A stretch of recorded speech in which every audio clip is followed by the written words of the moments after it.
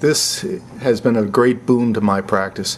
When I first started treating lipids back in probably 1982, I could not get patients to take niacin or niaspan because of the flushing, and I could not get patients to take cholestyramine because of the grittiness and the constipation. Well, now we have two great drugs. We have statins and niacin in the form of Endur-acin, which are very well tolerated and very safe. I'm very happy to have found Endur-acin. I found it in the Peter Kowalski book, 8 Weeks to Lower Your Cholesterol. Also, a physician in Kansas City has used this in a lot of patients, a cardiologist, and an endocrinologist in Oklahoma recommended this to me. So a lot of physicians have had great clinical success with this.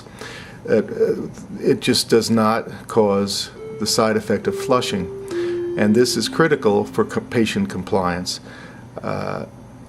It's important to try to get to 500 milligrams BID. You cannot give it 1,000 milligrams at one time.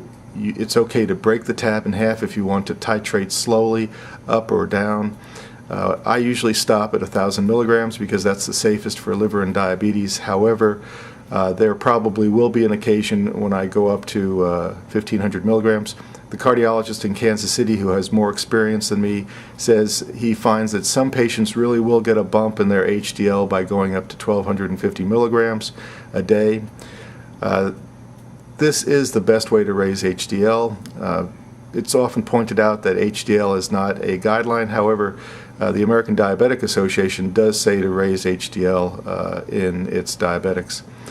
Only purchased at Walgreens, but you can get it on the internet, and it's even cheaper on the internet. Now, this is important.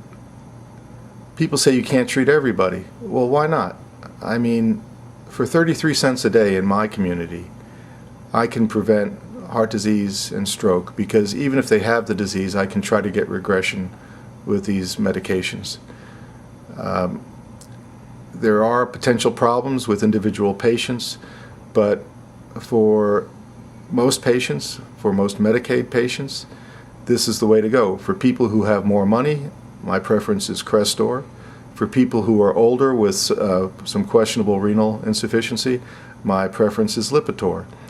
I think that Endur-acin is a great drug, and I think there's evidence base that shows that it's the best drug with for regression of plaque. I think that it's also shown that you can get regression of plaque if you get the LDL under 76 by IVUS studies. I think that for diabetics, Welchol is a good second or third drug as it lowers hemoglobin A1C. I love Zetia because I think it will give you a great punch at lowering your particle number. However, Welchol, Zetia, even Trilipix, which is a great drug for diabetics, all of those are very expensive. And there are no outcome studies with those three drugs. Now, there are outcome studies with Gemfibrocil, which is very similar to Trilipix, and there are outcome studies for cholestyramine, which is very similar to Welchol, but there are no real true outcome studies for Zetia yet. Important safety tips: I would not go over 1,000 milligrams, 1,500 milligrams. There is one article for Endur-acin, and that's the highest dose they used. So at one time, the PDR says do not use more than 750 milligrams a dose. So I give this twice a day. I think you should monitor LFT or AST 3 times a year along with the glucose. Even though the glucose may fluctuate up a little bit, I think you will see that the hemoglobin A1C does not change.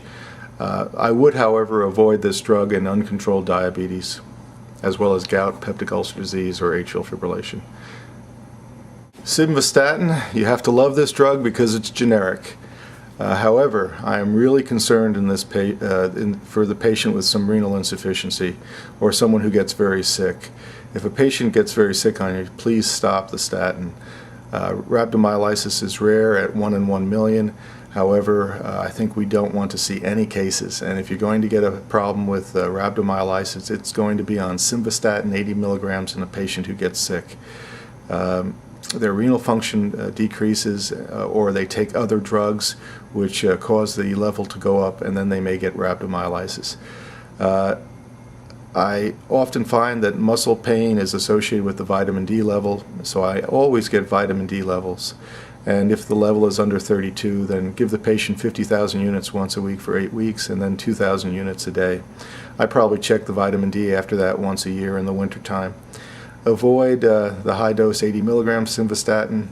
Watch for drug interaction, especially with erythromycin and verapamil. I have no financial interest in Endur-acin. I speak for many companies. I only bring up Endur-acin and simvastatin in highlight because of the inexpense.